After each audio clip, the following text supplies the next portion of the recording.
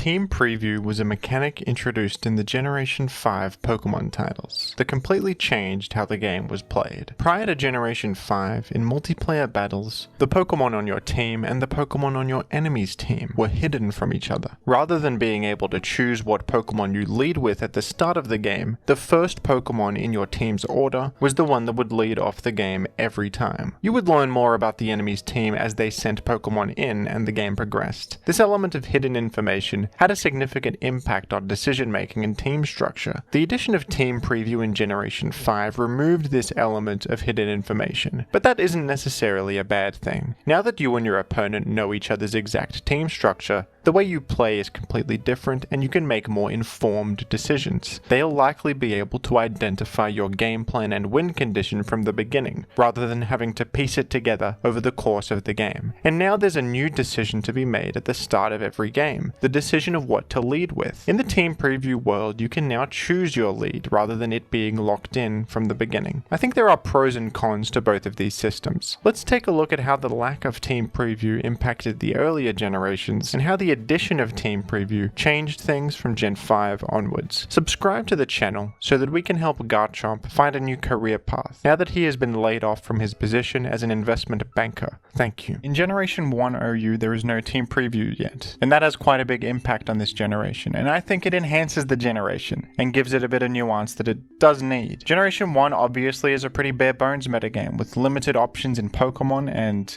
a lack of mechanics that will become staples in the future. There's no held items, no EVs, IVs, natures. There's pretty limited selection of moves as well. So the vast majority of teams in Gen 1 feature these three Pokemon here, Chansey, Snorlax, and Tauros. They are the three most central Pokemon in the metagame. So the few variations in team structure that you do have are, the choices for the last three slots, which often are something like this. Rhydon, Exeggutor, and Alakazam are very common, and this would be a very standard Gen 1 OU team. But you can get a bit creative. You can run fringe stuff like, Victory Bell, Dragonite, Articuno, Lapras, and the fact that these options in the back are hidden enhances their surprise value, which is important in a metagame with limited options. Piecing together the opponent's team over time doesn't feel like as big of an element of Gen 1 OU as it does in later gens, just because there's less options and the options in the game are more obvious. Like most teams are going to be maybe a couple different moveset variations on Chansey, Snorlax, and Tauros, probably something like Starmie, Alakazam, Exeggutor, Rhydon, Cloyster, these very popular Pokemon, but the fact that you can hide things in the back, something like a Jinx for a surprise sleep, or Paragon is something that people use sometimes because it can 1v1 Snorlax in niche situations. A win condition like Slowbro, who is a pretty common member of the metagame, but you can hide something like this in the back and bring it in at the perfect moment. Cloyster is an important defensive piece that has Explosion and Clamp to regain a bit of momentum, and it is, with its high defense, it can answer Tauros and Snorlax well and switch in against them. So keeping this hidden can be useful. Maybe your opponent is setting up for a Tauros sweep, they think they've got it, but you hit them with the surprise Cloyster. Maybe switch it in on a Hyper Beam and then they have to recharge and you have recovered in that endgame. So you have more agency because of the lack of Team Preview. You can hide certain things or bring out a surprise Pokemon to counter team someone. Or it's an element of your game plan that's important, and I think it enhances this generation. If you could see people's entire teams from the get-go, I think it would restrict things even more than they already are. It would mean you skew towards safer options. You can see your enemy's game plan right from the beginning, which removes that element of figuring out what their plan actually is, which I think is important in Gen 1 OU. Another element of the lack of Team Preview is that the lead is locked in,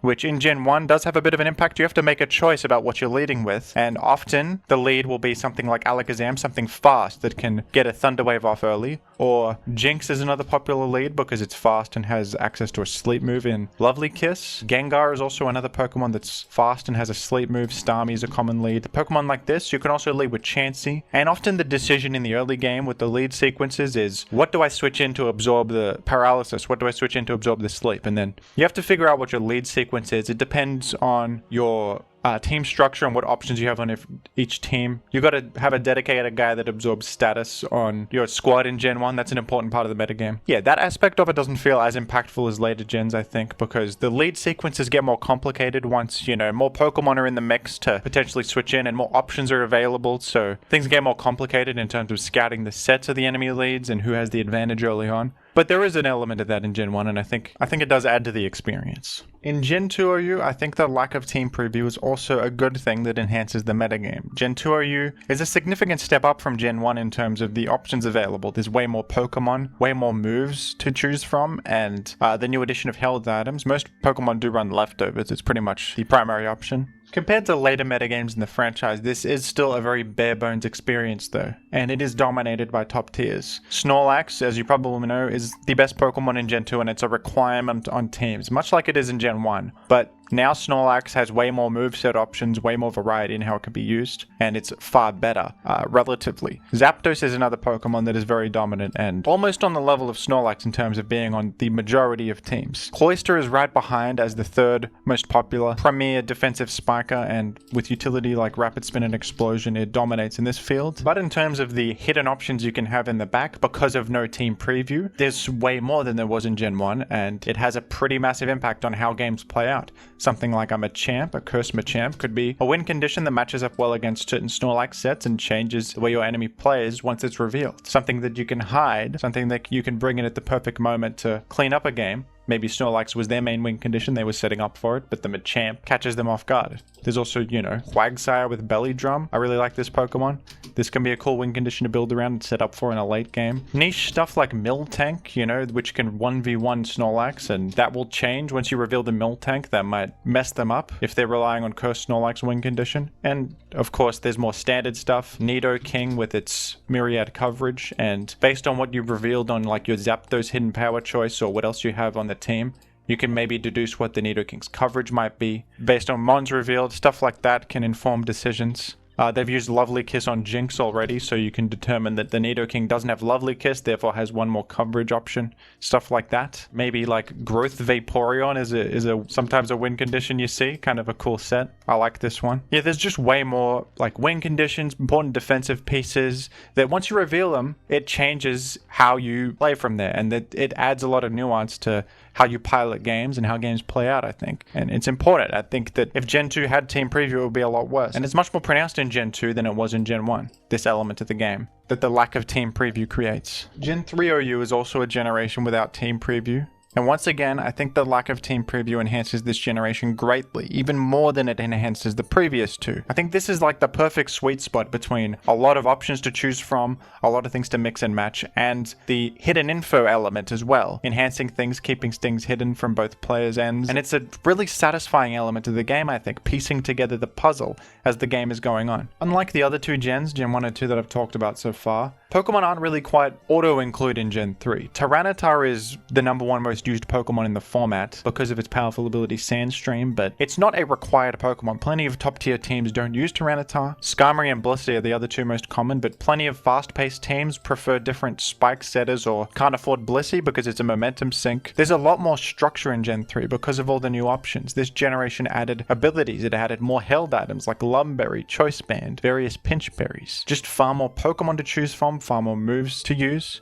And it can be dangerous, the combination of no team preview and a bunch of options, because some hidden thing in the back could be the perfect thing to just end a game. And if it's not clear that they would have that in the back, if there's no clues to reveal what they have in the back that you can piece together, you can get caught off guard. And if something's powerful enough that can win in a single turn of setup, like Volcarona for example, some Pokemon like that, if that was hidden, it could be brought in an advantageous position you had no way to prepare for. That could be really unhealthy very quickly. But Gen 3 strikes the great balance where nothing is so powerful that it can win in a single turn and you have no way to prepare for it or see it coming. Often the clues to piece together what they have in the back are there because there's common structures, there's common boxes teams need to tick. Most teams need some sort of rock resistance, some sort of spike setter, or if they don't have a spike setter, they need an alternative game plan to break through and win, like Calm Mind Pokemon or physical threats or just some kind of like mixed threats, some way to break through the common defensive cores and win. So you can figure out what is their plan, what could they have to fulfill that plan. What boxes do they need to tick? They haven't revealed a rock resist yet. Would they have Swampert, Metagross, Flygon? Maybe they have instead like Dugtrio plus Melodic as an alternative core. You can piece those things together based on what's been revealed so far. Maybe you see like Skarmory, Claydol, Suicune revealed, and you can think, oh, they need a special wall. They probably have Blissey. This looks like a more defensive structure. They probably don't have Tyranitar to keep their leftovers on their guys. Things like that. It's really satisfying the more you get into this metagame, the more you get familiar with the structures. You can start piecing these things things together. It makes you feel very smart, to be honest. It's fun. And you can use that information game against people as well. The hidden information game adds this layer of depth where sometimes you can reveal something to throw the enemy off. There's been instances of players like running 2 rapid spinners, like Forretress plus Claydol, both with rapid spin, so that maybe your enemy traps you with Magneton and HP fires the Forretress, and now they spam spikes on the field thinking you don't have a rapid spinner, but you have the surprise extra rapid spinner. It's not common to run multiple rapid spinners because it seems like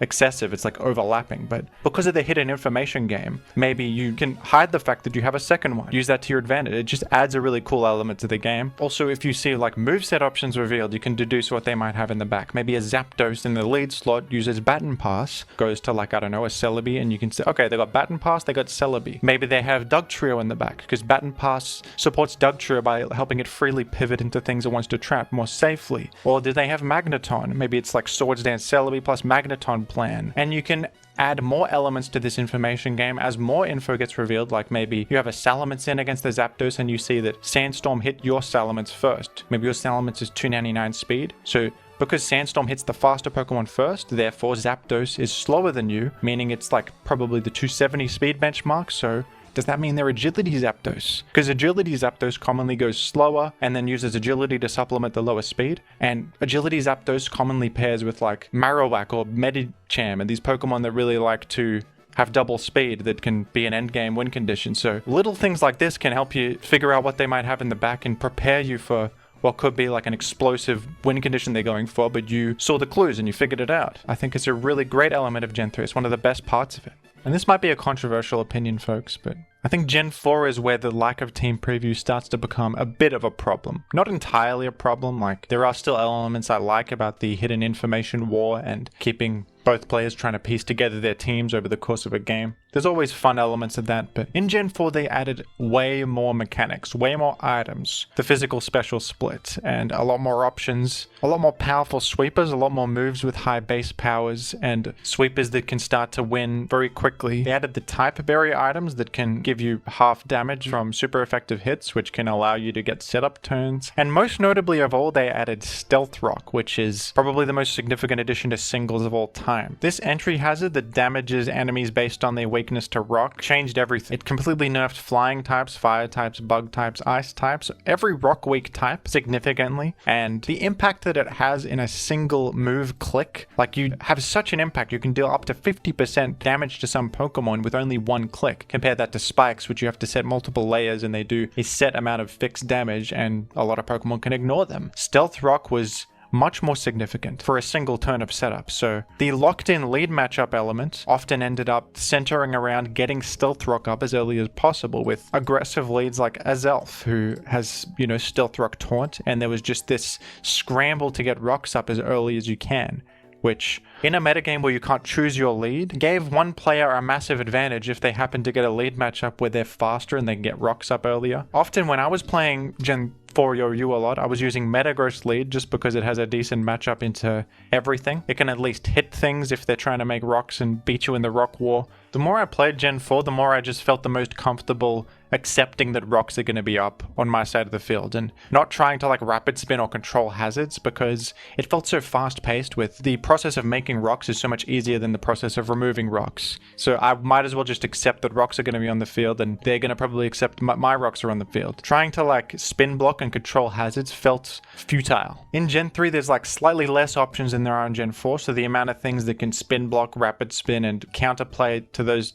things are limited to the point where you can predict whether or not they might have them in the back more reasonably, I feel like. But in Gen 4 with more options, the range of things they could have are larger and it's harder to predict and like play safely, so you're better off just accepting that rocks are going to be on the field, which to me felt a bit restrictive. Like the lack of team preview was making me skew towards a type of gameplay that I didn't necessarily want to do, but like the metagame was leading me towards. Another thing about Gen 4 is that surprise threats in the back can just actually win games in a single turn if they get the right opportunity. Something like a Lucario in the back. Sometimes I don't really know how to predict if they have a Lucario in the back, and a random Lucario can just Swords Dance and hit me with priority moves and sweep my entire team in an endgame. And something like this can't really happen in Gen 3. There's nothing so powerful that in a single turn they can just create this game-ending situation. There's also threats like Gyarados and Dragonite, which are now much more powerful. They have options like Stab Outrage, and Gyarados has Stab Waterfall and the option Life Orb to deal even more damage. So I think this is a situation where, because the power level has increased, there's higher power moves, there's more powerful sweepers that have better items to use that can create game-ending sweep situations. There's Stealth Rock in the game, which is something you want to get on the field as early as possible. Maybe having locked-in leads and all this hidden info can actually create more variance and uncertainty in what your decision should be, and this like claustrophobic feeling of not knowing what they might have and not knowing how to predict it. There's like a lack of breathing room where sometimes a surprise threat can come in and you don't have the thing on your team to check it. In Gen 3, there's nothing so powerful that if it comes in by surprise, you're completely screwed, in my opinion, or at least as much less. In Gen 4, that can happen, and sometimes it's like, okay, this thing comes in and I'm just dead. I will admit, folks, I've never been great at Gen 4 OU. I did play it for quite a while, trying to improve at it, playing quite a lot of tournaments on Pokemon Perfect and the Smogon Open Cups in those types of tournaments, and the ladder. But I could never quite understand this metagame, and I felt like, with Gen 3, the more I played it, the more I understood it, the more the structures made sense, the more I felt like I could build teams on my own and try out my own ideas. With Gen 4, it always felt like, sometimes it felt like things were outside of my control and things were a bit restrictive, at least in my opinion. And I know a lot of people do like this metagame, and there's a lot to like about it. BKC said it was his favorite OU metagame, even more than Gen 3. That's something I'd like to talk to him about one day, because I have tried it and I don't really understand it, and maybe someone who does think it's the best metagame, we could like talk about that and talk about what we value in a metagame, or what makes Gen 4 good in his eyes versus what I found to be frustrating about it. This is the only gen, I think, where the lack of team preview is not strictly a positive thing. And that's why I think in Gen 5, the addition of team preview to the game was a good thing for the franchise moving forward. Even though I've listed so many positives about the lack of team preview in previous metagames, Gen 5 was probably the moment where it was the perfect thing to happen. Because if you think about a threat like Volcarona, for example, if Volcarona gets a single turn, even if you can see it from the enemy, even if you completely know that they have it and you're prepared for it, this is an explosive threat that can end games with one turn with its powerful Quiver Dance. So imagine this in a metagame without team preview, where you don't even know if they have a Volcarona in the back, and all of a sudden they bring it in and it's lights out. I also think it's nice to be able to see what their Rapid Spinner is, what their Hazard Setter is, and how you match up against them in that way, where in Gen 4 that information was hidden from you, so it was a bit hard to like figure out who's better at establishing rocks. What is my plan against them for removing rocks? Maybe, for example, their Rapid Spinner is Tentacruel, but your Stealth Rock Setter is Celebi, so now you know your Stealth Rock Setter matches up well against their Rapid Spinner, because Celebi has Psychic to hit Tentacruel super effectively, and it has Water Resistance and Natural Cure to shrug off Scald and Toxic. It even has Recover to win 1v1 if things come to it. So basically Celebi is a pretty hard counter to Tentacruel, and if you know in the team preview, okay, my Stealth Rock Setter can never be scared of their Rapid Spinner, you basically have an advantage in the Hazard War, and you know that from the beginning, so that's going to impact decision making. They're probably trying to nail down your Celebi, eliminate it so that they can safely Rapid Spin, and that's something that you're going to factor in. It's nice to not be completely in the dark in the terms of the lead matchups either. Sometimes hyper aggressive teams will run a lead like Aerodactyl, who's aims to live with Focus Sash and set Stealth Rock up as early as possible, and often it succeeds in this, but at least you can see that they have it and you can prepare for it. So you can bring in maybe your Politoed, hit them with a Scald, at least bring them down to Sash and try to eliminate them, and figure out a game plan. How am I going to Rapid Spin afterwards? Do they have some way to block that? You can at least see what they have, and even though an element of the game is now gone, the hidden information, the piecing together game plans over time, the decision of what to lead with is a new decision you can make, and often that's a very nuanced one, and that choice can win you the game. You got to figure out, look at all of their Pokemon, what could be either a Hazard Setter that starts the game off with momentum, or maybe they want to lead with their Weather Setter to establish their weather as soon as possible, but you have something that threatens that weather setter. They're thinking about, okay, are they going to try and counter my weather setter? Do I do a counter lead? There's nuance to this decision that I think is really cool. I think the most important thing in a good Pokemon meta game is that you have control. You have the tools to beat everything else that exists in the meta game. You can express yourself a bit, be creative, and I think that once the power level of the franchise reached a certain point, once the options available in terms of items, abilities, all that reached a certain point, Team Preview became the better option to maintain that sense of control. Because if at this point Team Preview wasn't in the game, explosive threats that can win in single turns or surprise options would be enhanced, which would detract from the experience rather than enhancing the experience like it used to. None of those surprise options back then were bad enough that they would completely win the game on the spot. That's why I think it was better back then. But now, that is the case, and for that reason I think Team Preview is the better option from Gen 5 onwards, and without it, players would have less control over outcomes. I also think it's a good thing that some generations have this mechanic and some don't. As much as I've said that I have issues with the way Gen 4 works, I think that the fact that it has all these item options and no Team Preview is what makes it stand out. It's probably the main thing that makes it stand out among every other generation. And I think that it's good for each generation to stand out and feel different. You know, Gen 1, 2, and 3 all feel completely different mechanically. Gen 4 is a unique generation in the sense that it has Stealth Rock, powerful sweepers, higher power moves, and no Team Preview. It's the only generation where that's the case. It's important for each generation to have its identity, I think. But what do you think, folks? Do you like or dislike Team Preview? Do you think it was a good thing for the franchise? And what is your favorite example of Team Preview or the lack of it having an impact on a competitive metagame? And what did you think of this more off-the-cuff, unscripted video style? Would you like to see more of this kind of thing? Let me know. Thank you. This video topic was the winner of a poll over on Patreon. Become a patron to participate in these polls and submit topics of your own. Thank you to everyone who has donated to my Gen 3 OU tournament, ADV Revival. Whoa! KO by one hit! It's scattered spike! The money got different, cause of what I'm spending.